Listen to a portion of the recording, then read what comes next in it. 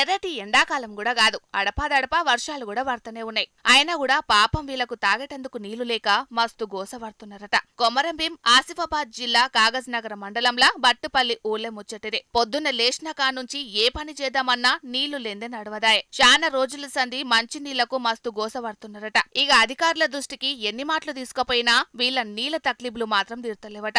ఇక ఇట్లయితే గల్వదని చెప్పి ఇయాల అక్కడి మహిళలంతా ఖాళీ బిందెలతోని ఇట్లా రోడెక్కిర్రు.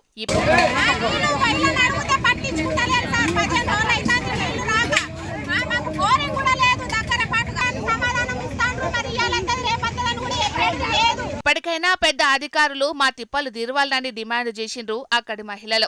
ఇదివరకు ఎండాకాలం మొత్తే శాన ఊళ్ళల్లా గిదే కతుండేది. అధికారులు లీడర్లు ఎండాకాలంలో ఊళ్లకు పోయిందంటే మహిళలు ఖాళీ బిందెలతోనే నిరసన చేసేది. ఇక మిషన్ భగీరథ పథకం జియ్యంగా శాన జాగల్ల నీళ్ల కట్టాలు తీరినాయి. కాకుంటే కొంతమంది అధికారులు చక్కగా పట్టించుకోకపోవట్లా ఇప్పటికి సుతం మంచినీళ్ల కోసం జనాలు అవస్థపడే పరిస్థితి మోపైతున్నది. మరిగా సీఎం రేవంత్ అన్న ఈ ఊళ్ళనే కాదు ఏ ఊళ్ళో కూడా మంచినీళ్లకు కష్టపడే పరిస్థితి రాకుండా చూడుండ్రి మరి.